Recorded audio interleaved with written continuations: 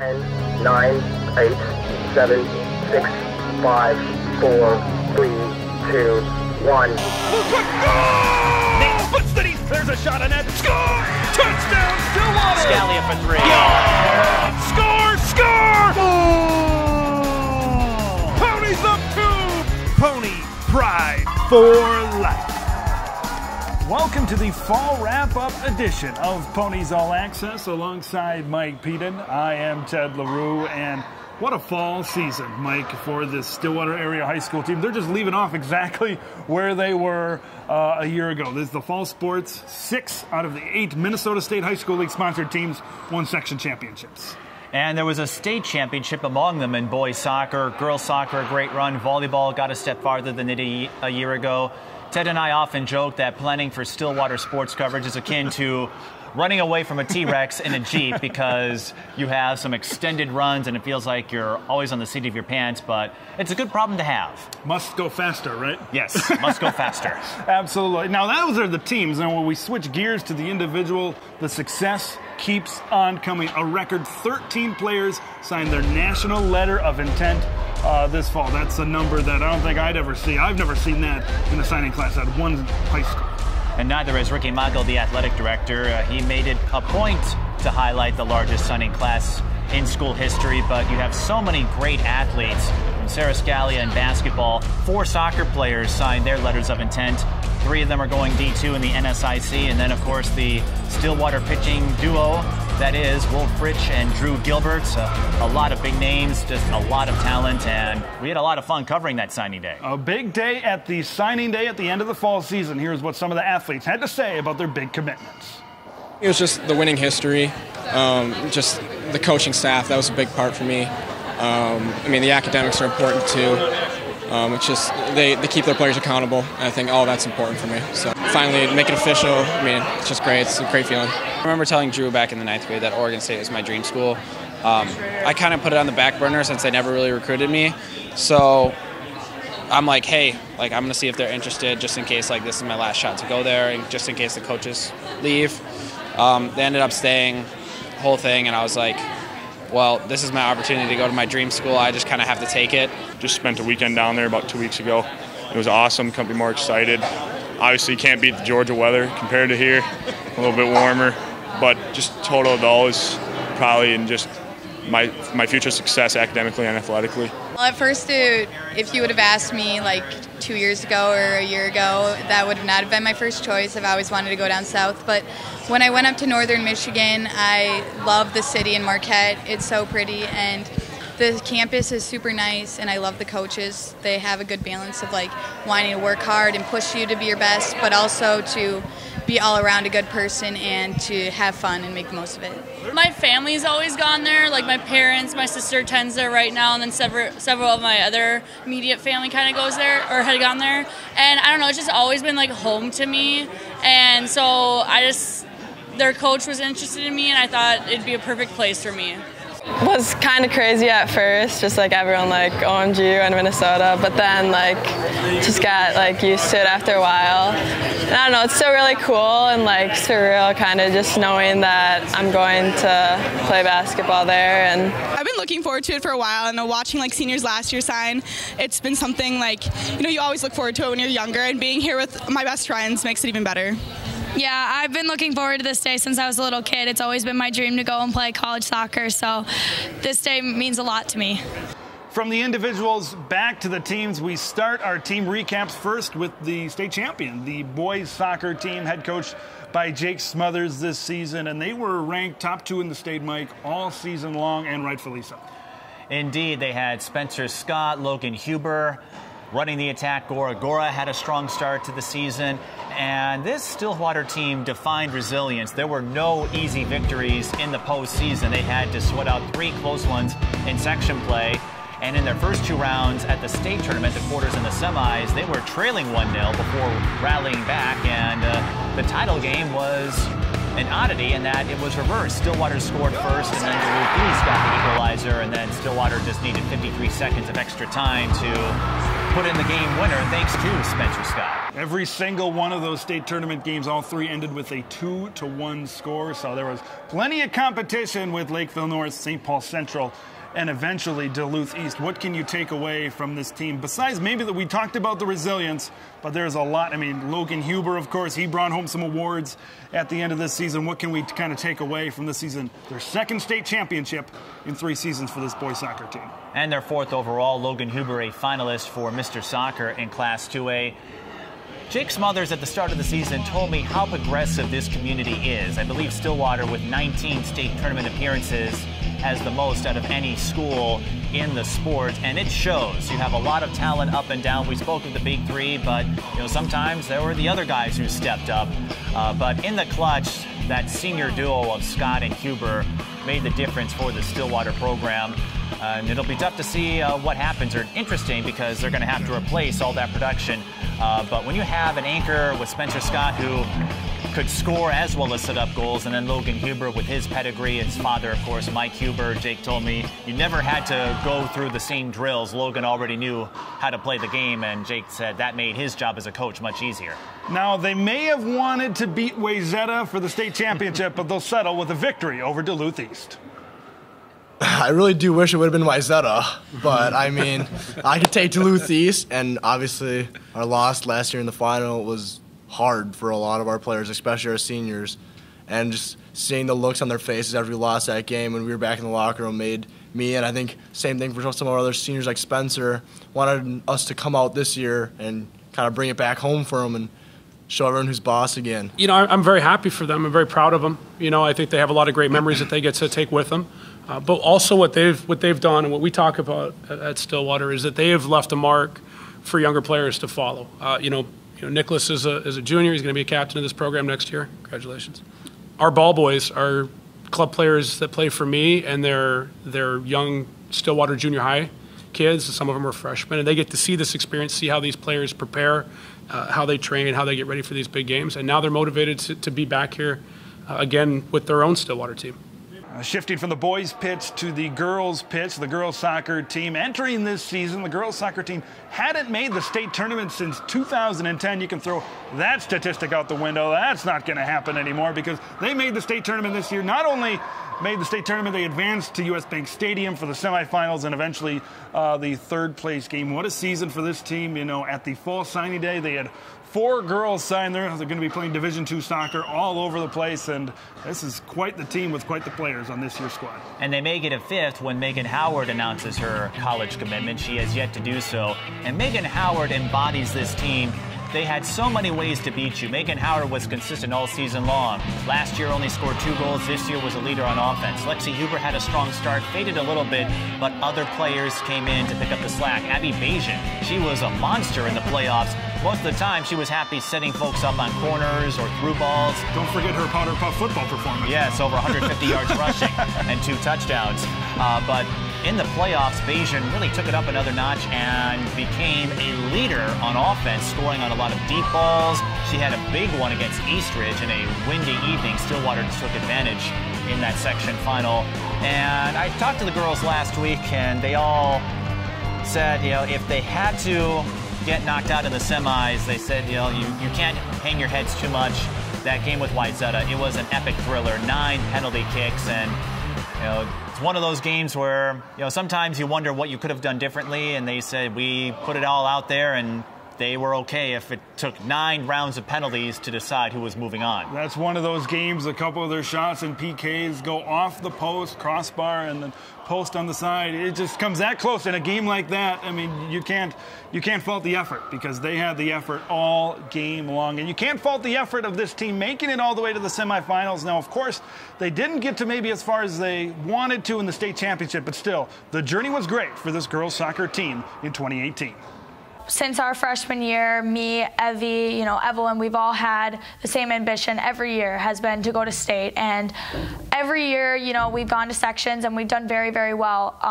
Especially my freshman year, we were kind of newer bunch, a lot of us, and I think that we got a lot farther, so this year kind of mimicked that, but we just kind of put it in the back of the net, and it was a great feeling to finally get over the hump of sections and to finally make it to not only state, but to make it in the bank game and to play against Wayzata, and and to even go into PKs and compete with such a high-level high school team was great.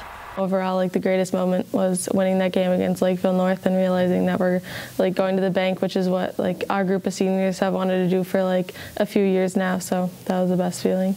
Just the time and, like, dedication that I put into my high school career, I think that's what I'm going to miss most, and just seeing all the familiar faces, but it'll be nice to, like, start my next chapter in life, and it is nice that I get to still wear the same colors, so.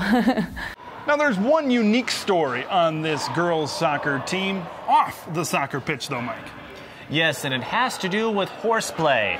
Maya Notch, one of 3 freshmen on the girls' soccer team this year, and one of 3 faces you'll hear a lot about in the years to come. But she is the only girls' soccer athlete who rides and drives horses. And if you think there's a coincidence about a Stillwater athlete being skilled with horses, or as we're about to find out, Maya Notch is one step ahead of you. No matter the sport, making the varsity team as a freshman is a worthy honor. Maya Notch was one of 3 for the girls' soccer team. She considers her first year on varsity amazing and enlightening. It's a lot more aggressive too, because you're playing against older girls, and it's really helped me, like, develop as a player too, because you don't have as much time as you do in club, and it's also a technical game as it is, like, a strategy game. Notch's strategic and technical expertise can also be found in the farmland. The Stillwater athlete is an accomplished horse rider and driver. Long before she could acquire a license, Notch was a natural with steeds. I started lessons when I was about 5, and then I got my first horse probably when I was 9. My instructor, she saw that I could handle the horse and just let me kind of go as fast as I wanted to, and I just kind of loved that feeling. In the summer, Notch works part-time at a neighbor's barn, which puts her in touch with her equestrian friends, and she knows them all by name. She'll be riding with Zorba on this cool weekend afternoon, a horse who likes to show off. He's kind of the class clown. Yeah, he's kind of the annoying one sometimes. He's like, did you miss me? And they're like, not really, Fortunately, Zorba takes no offense over a perceived lack of affection. He happily trots along while Notch takes the driver's seat.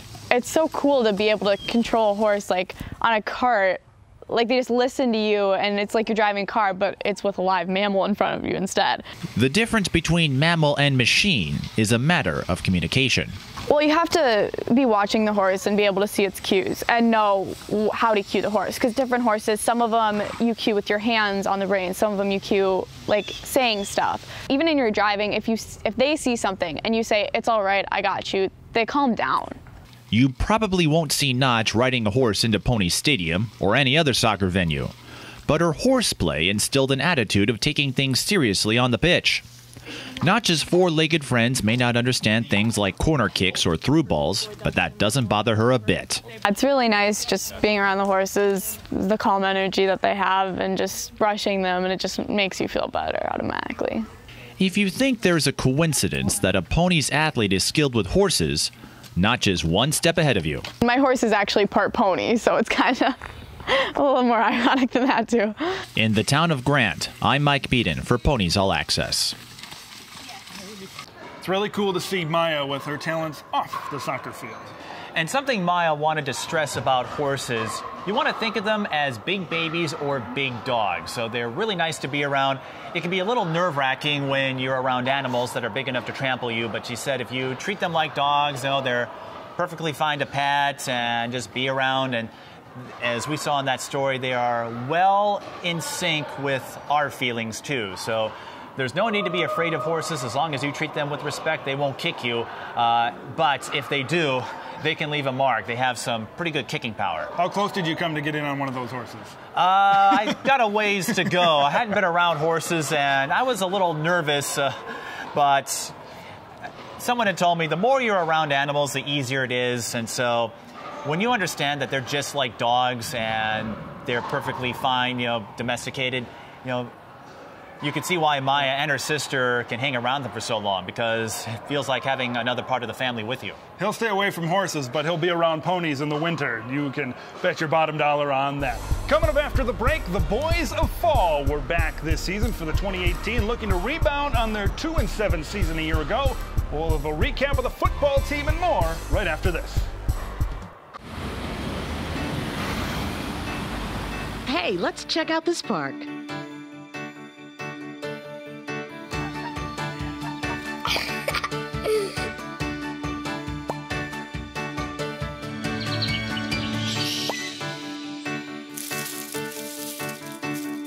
Oh, wow, that's really cool.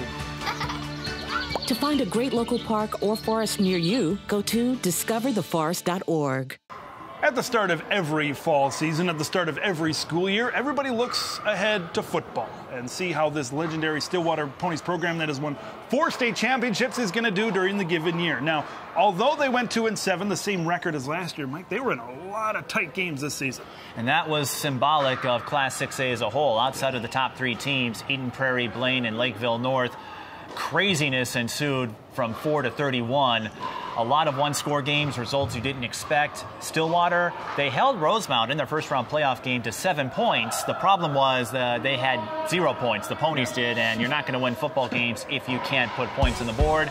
They were in position. They had a chance to upset Cretin-Durham Hall. That game came down to the final possession. And even games that weren't one-score games, they were competitive for about 3 quarters or so. It was that last 12 minutes that proved problematic. And as you saw throughout the season, not a lot of consistency on the offensive side. Their defense is great and should give them a strong anchor next year to perhaps win a few more games, but they really need to step up the offense if they're going to be on the winning end of some of these one-score games. At the top of the show, we talked about how 6 out of the 8 Minnesota State High School League sponsored teams won section titles and advanced to state. Now, one team that's a club squad also went to state, and not only went to state, they won state. That's the mountain biking team. Won both the high school state championship and the middle school state championship, making it 2 in a row. Mountain biking is a cool sport, and it's cool to see those kids come home with a trophy. And a lot of these sports that are now sanctioned by the high school league started out as club sports. Lacrosse comes to mind. It was a club sport for many years until it received sanction about 10 years ago, and look how much that sport has grown. So every sport, every seed has to start somewhere. And for mountain biking, they may not get the press or the coverage or the exposure that your traditional sports do. Like you said, it's a cool activity. I remember going to a ribbon cutting event last year that the mountain biking team said would help them continue their success. And well, one day, maybe they will get the opportunity to compete for a state championship trophy. Coming up after the break, Mike is going to strap on a bike helmet and try some volleyball. And we'll talk about the team that went to state as well. Coming up, stay tuned. You think getting dumped by text is harsh? Try getting dumped by a tennis ball. My ex-owner drove me out to the woods, yelled fetch, and by the time I brought the ball back, he was gone. Yeah, I was pissed. But the folks at the shelter helped me let go of my anger. I learned coping skills, like taking it to the hole. Boom! Now I'm ready to fetch again. But how about I throw and you run and get it?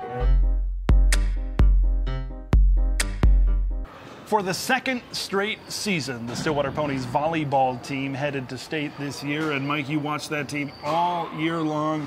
The 2 middle hitters drove this team with Whittington, the Illinois commit, and now the Seton Hall signee, REECE KOEHLER, right in the middle. They powered this team all the way into the section championship and into the state semifinals.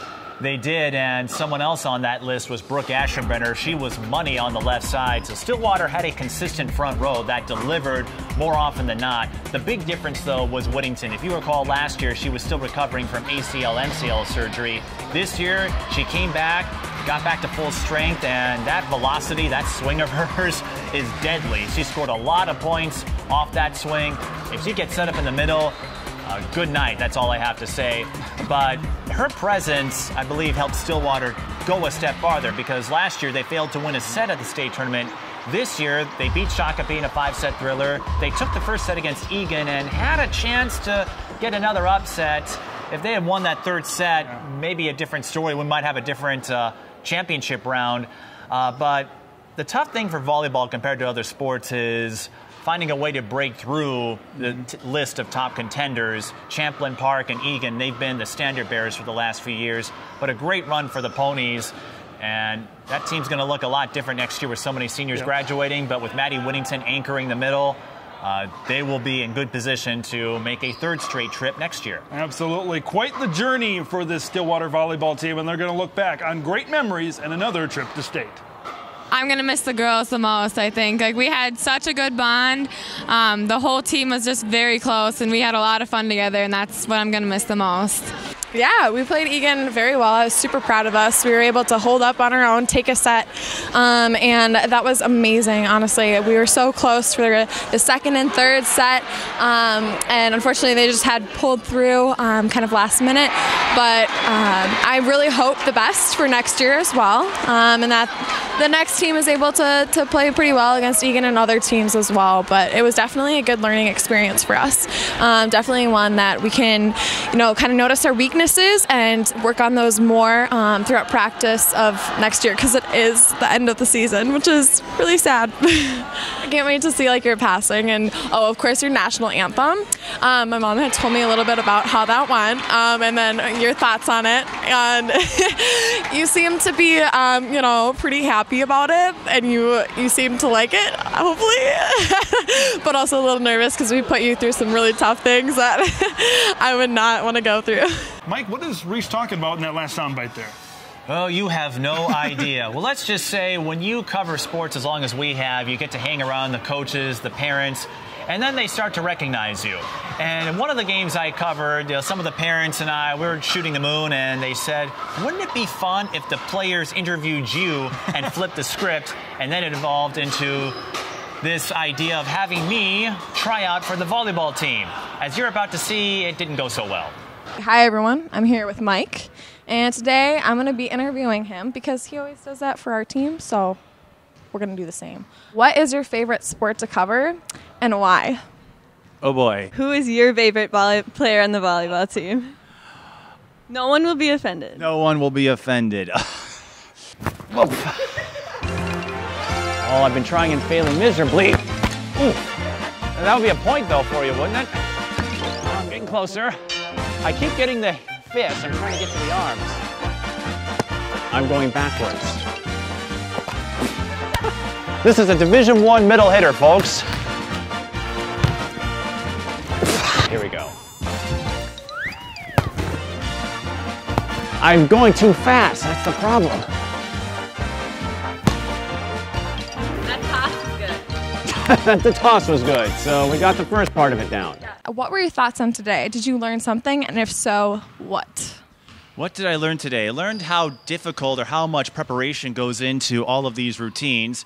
And we were talking about how often you got hit in the face with some of those drills. So this is really hard work. So if you have if there's anyone out there who has second thoughts about the validity of these athletes, you try to set or spike or dig and find out how sore your wrist is. How much time do you think you dedicate to broadcasting all these sports? How much time a week? I usually cover 2 or 3 games a week. It sometimes depends on the schedule, and I also work for multiple stations. So to give credit to Brooke Ashenrunner for singing many of our national anthems, we're going to have Mike give it a shot. Oh, say, can you see by the dawn's early light, o'er the ramparts we watched, were so gallantly streaming, and the home of the brave. I did want to say thank you so much for coming out today. Shows a lot. We put you through a few different things that probably pushed you out of your comfort zone, but we really appreciate it, and we're excited to look back at this for sure. Yes, thank you. We had fun. I hope you had fun. I definitely had fun, and I think it's a great way to understand how much that goes into it by flipping the script, and I'd say you guys did a great job as interviewers today. Well, thank you so much. All right. Bye. I just said bye because I didn't know what to say. Mike, are you fully recovered since getting hit? Physically, yes. Mentally, I don't think my pride has returned, yes. But it was actually a highly enlightening story for everyone involved because the players, REECE, KOEHLER, and Lexi Olgin in particular, saw how much work goes into our interviews and the broadcasting side, and I got a taste of how much they put in to become great volleyball athletes. It's not as easy as it looks, and I have to applaud REECE and Lexi for showing enough courage to do an interview because it's a little easier, I think, when you're the one being interviewed. It's not as easy when you have to ask the questions. And as far as my athletic career in volleyball, I'm going to need a few more practices before I'm ready to join a team. Also, when their college days are done, they might want to change their major to broadcasting or journalism. Great preparation, great questions. We might be out of a job soon here, Mike. Perhaps. Well, REECE KOEHLER especially. I think I mentioned this all season. I have never met anyone as analytical as she is. And I'm going to miss that now that she'll be graduating and going to Seton Hall. So, Maddie or any other volleyball returnees, if you want to take over that role as in-house analyst, that would make my job much easier. I would greatly appreciate it. And that's my pitch, but a great season. And I have a feeling we'll have another state tournament run to cover for volleyball. And who knows how many other fall sports will make it to the big dance. More to come in the winter, so make sure you stay tuned for that. For Mike Peden, I'm Ted Leroux. This has been our fall wrap-up edition of Ponies All Access. We'll see you in the winter. Bye, everybody. There's a shot on net. Score! Touchdown, Stillwater! Scalia for three. Yeah! Score! Score! Oh! Ponies up 2! Pony Pride for